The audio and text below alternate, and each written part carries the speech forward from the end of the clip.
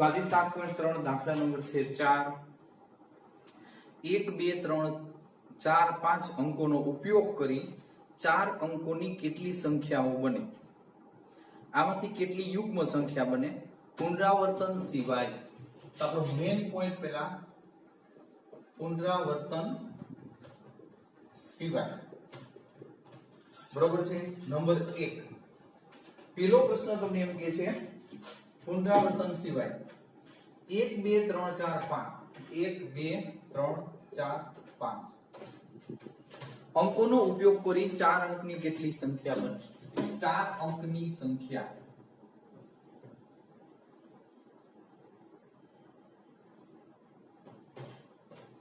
હવે ટોટલ 5 અંક છે પેલું ખાનું છે એ 5 રીતે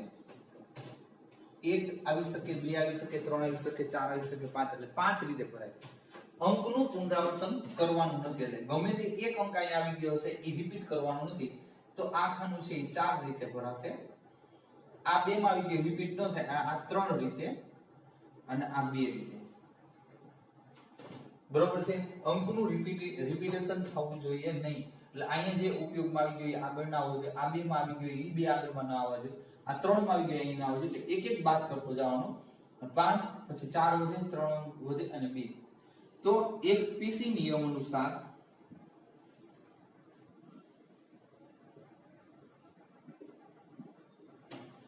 બરોબર ફંડામેન્ટલ પ્રિન્સિપલ ઓફ કાઉન્ટિંગ નિયમ અનુસાર આપણે કહી શકીએ 2 3 4 5 4 3 12 ગુણ્યા 10 120 તો આવી ટોટલ 120 સંખ્યાઓ બને પછી પ્રશ્ન નંબર 2 છે કે આમાંથી કેટલી યુગ્મ સંખ્યાઓ બની તો આપણે યુગ્મ સંખ્યા માટે યુગ્મ સંખ્યા હવે 4 અંકની યુગ્મ સંખ્યા તો યુગ્મ માટે તમે જોઈ શકો કે એકમનું ખાનું 2 અને 4 આ બે માંથી કોઈ પણ એક આવી શકે છે એકમના ખાનું તો જ યુગ્મ સંખ્યા બને યુગ્મ માટે એકમનો અંક 2 અથવા 4 હોવો જોઈએ ટોટલ 5 માંથી એટલે પેલું ખાનું છે એ બે રીતે ભરાશે પેલું ખાનું બે રીતે તો બે માંથી કોઈ પણ એક આવી જાય તો અહીંયા આવશે આપણે એમ કહી શકીએ કે 4 એટલે 4 અંક વધશે આ બે માંથી કોઈ પણ એક આવી જાય તો ધારો કે 4 આવી ગયો બાકીના 4 અંક વધશે પછી આ 3 એક એક ઘટાડતું જવાનું અને આ બે રીતે સોરી તો એફપીસી નિયમ અનુસાર therefore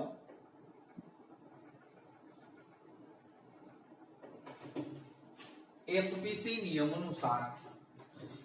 2 ગુણ્યા 3 ગુણ્યા 4 ગુણ્યા 2 3 દુ 6 6 દુ 12 12 ચોકુ 48 બરોબર ટોટલ આવી યુગ્મ 48 સંખ્યાઓ બને છે પછી દાખલા નંબર છે 5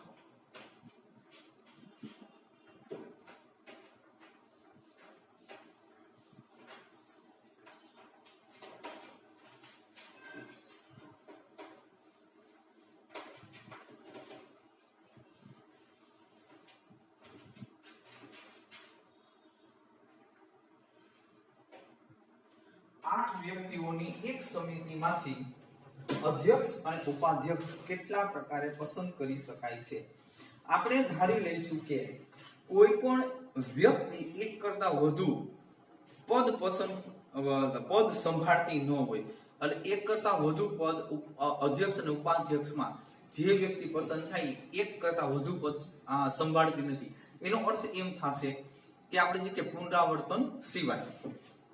એટલે આપણે જે કે પુનરાવર્તન સિવાય બરોબર છે બે પદ છે બે પદ અધ્યક્ષ ઉપાધ્યક્ષ અધ્યક્ષ અને ઉપાધ્યક્ષ હવે ટોટલ કેટલા 8 વ્યક્તિ છે વ્યક્તિ 8 8 अलग अलग व्यक्ति છે તો અહીંયા 8 માંથી કોઈ પણ એક આવી શકે એટલે 8 રીત 8 માંથી કોઈ પણ એક એટલે પેલું ખાનું છે 8 રીતે ભરાશે હવે અહીંયા જે વ્યક્તિ આવી ગયો ઈ અહીંયા ન આવે ધારો કે એક વ્યક્તિ પસંદ થઈ ગયો અહીંયા તો ટોટલ હવે 7 તો આ ખાનું છે 7 રીતે ભરાશે બરોબર तो एफटीसी नियम अनुसार 7 × 8 7 56 આ આપણે જે અધ્યક્ષ ઉપાધ્યક્ષની પસંદગી કરી આપણે જોઈએ કે કેટલી રીતે થાય તો કે 56 રીતે થાય છે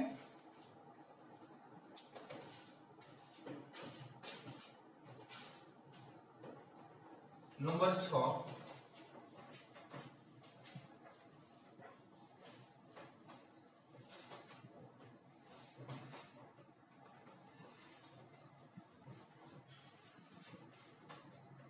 जो P3 n-1 is np4 is equal 1 is 9 तो n शोधो હવે ગુણોત્તરમાં છે બાળકો ગુણોત્તરમાં હોય તો આપણે આ રીતે લખી શકીએ therefore n-1 p3 upon np4 is equal 1 upon 9 હવે આપણી પાસે સૂત્ર છે જો npr is equal n factorial upon n minus r factorial આપણી પાસે સૂત્ર છે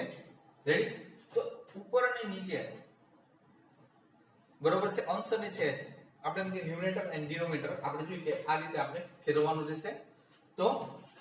n factorial therefore n minus 1 factorial upon n minus 1 minus 3 factorial upon n factorial upon n minus 4 factorial is equal 1 upon 9 હવે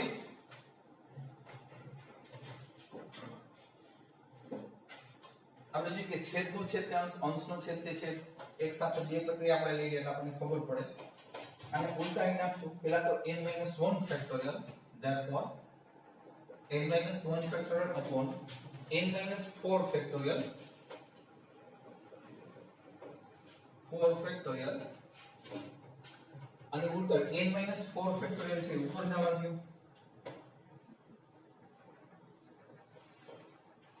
upon n factorial equal 1 upon 9 ફરીથી કે n-1 factorial છેદમાં n-1 minus 3 factorial છેદમાં n factorial upon n-4 તો અહીંયા આપણે કહી શકીએ કે n-1 ફેક્ટોરિયલ અને n-4 ફેક્ટોરિયલ થઈ જશે અને છેદમાં n ફેક્ટોરિયલ છેદનો છેદ અંશ જાય આ પર સરખા ફેક્ટોરિયલ માં હોય ફેક્ટોરિયલ સાથે જ ઉઠશે હવે therefore આ n-1 ફેક્ટોરિયલ એમનો બાળકો અહીંયા n ફેક્ટોરિયલ તો આપણે જોઈએ નિયમ અનુસાર n-1 ફેક્ટોરિયલ તમે લખી શકો મેં તમને નોંધમાં લખાવ્યું છે કે n ફેક્ટોરિયલ તો n અને n-1 ફેક્ટોરિયલ લખી શકીએ એક એકમ પાછળ થશે એટલે આપણે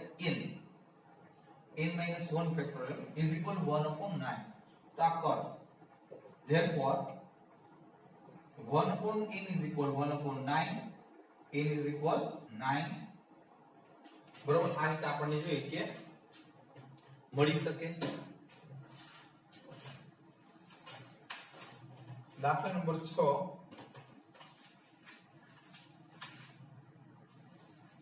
એના પછી છે દાખલા નંબર 7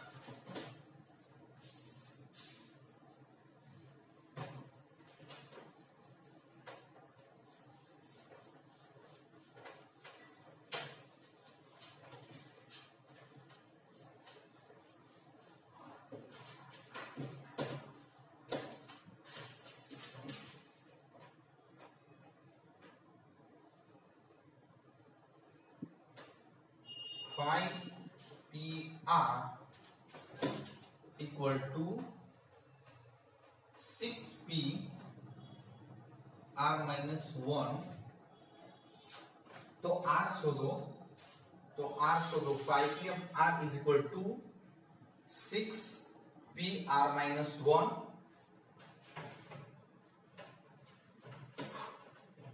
આપણે જોઈએ કે r શોધવાનું છે હવે અહીંયા આપણે જોઈએ કે સૂત્ર અનુસાર n is equal n factorial upon n minus r factorial therefore 5 factorial upon 5 minus r factorial equal 2 multiply 6 factorial upon 6 minus r plus 1 factorial okay અહીંયા આપણે જોઈએ કે માઈનસ કરશું એટલે માઈનસ r ને minus minus plus 1 therefore 5 factorial 5 minus r factorial 2 multiply હવે અહીંયા આપણે 6 અને 5 factorial કરી શકીએ અને એક એકમ પાછળ ખસેડો એટલે 5 factorial અહીંયા સાદુરૂપ આપશો એટલે 7 minus r factorial હવે આ બે બાજુ 5 factorial ગયા therefore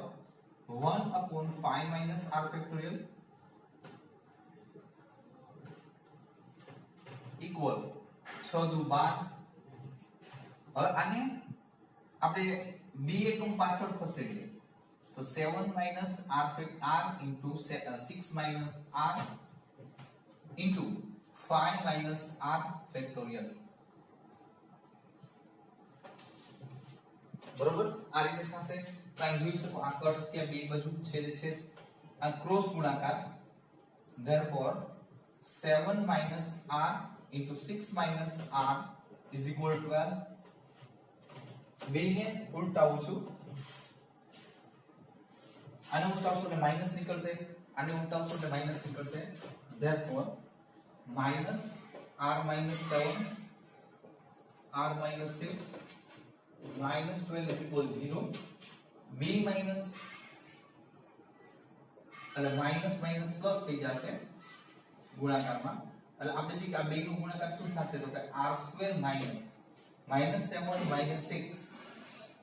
-13r minus minus plus 7 42 42 minus 12 is equal 0 r² minus 13 plus 42 minus 12 13 0 તો અહીંયા શું કહી શકીએ 10 3 30 r minus 10 r minus 3 is equal 0 r is equal 10 r is equal 3 તો આપણે જે આ શક્ય નથી શા માટે શક્ય નથી તો આને તમે જુઓ તો નિયમ અનુસાર 5pr તો r કેવડો હોવો જોઈએ આ કેટલો હોવો જોઈએ તો 5pr અનુસાર અહીં 0 less or equal r less or equal 5 r છે આ 0 અને 5 ની વચ્ચેનો અથવા એનો જેવડો હોવો જોઈએ એનાથી મોટો r ના હાલે એટલે અહીં 10 છે એટલે ના હાલે તો r is equal તમને 3 મળે છે r is equal કેટલા તો કે 3